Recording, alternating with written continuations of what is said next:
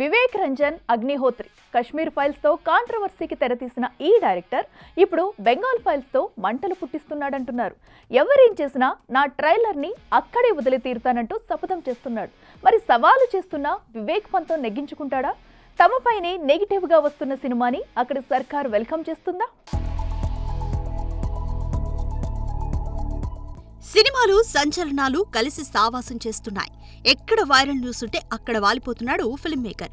Audience లో ఇలాంటి sensation కి ఉండే గిరాకీ అలాంటిది. మరి దీన్నే పట్టుకున్నాడు డైరెక్టర్ వివేక్ రంజన్ అగ్నిహోత్రి.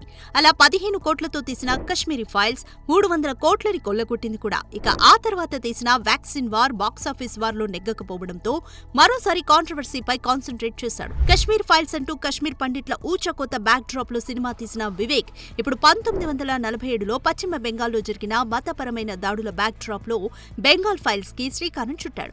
ఇలా టీజర్ వదిలాడో లేదో బగ్గుమంది బెంగాల్ సర్కార్. సినిమా కనుక రిలీజ్ చేస్తే కబడ్దార్ అంటూ హెచ్చరించింది కూడా. అయినా ఎక్కడా తగ్గనంటున్నాడు ఈ కాంట్రవర్సీ ఫిల్మ్ మేకర్. పైపెచ్చు ట్రైలర్ ని కూడా అక్కడే వదులుతానని, ఎవరేం చేస్తారో చూస్తానని సవాల్ చేస్తున్నాడు కూడా. అయితే అధికారాన్ని చెలాయించే సర్కార్ ని ఎదిరించే వివేక్ ఎంతవరకు సక్సెస్ అవుతాడో చూడాలి. ఎందుకంటే కశ్మీర్ ఫైల్స్ దేశంలో ఎంత వైరల్ అయిందో మమతాకి తెలియదేం కాదు. మరి చూస్తూ వివేక్ ని బెంగాల్ గడ్డ మీద, అది కూడా తమకి వ్యతిరేకంగా గళం విప్పే సినిమాని వెల్కమ్ చేస్తుందా అంటే డౌటే. ఇప్పటికే మతం పేరు మీద కలహాలు సృష్టించడానికి ప్రయత్నిస్తున్నాడంటూ ఆ రాష్ట్రంలో పదుల సంఖ్యలో కేసులు నమోదయ్యాయి కూడా. మరి సెప్టెంబర్ 5న రిలీజ్ అవుతున్న బెంగాల్ ఫైల్స్ ట్రైలర్ ని వివేక్ అన్నట్టుగా అక్కడే వదులుతాడా, లేక ఎందుకులే అంటూ సైలెంట్ అవుతాడా చూడాలి. For more videos like this, subscribe Big TV channel.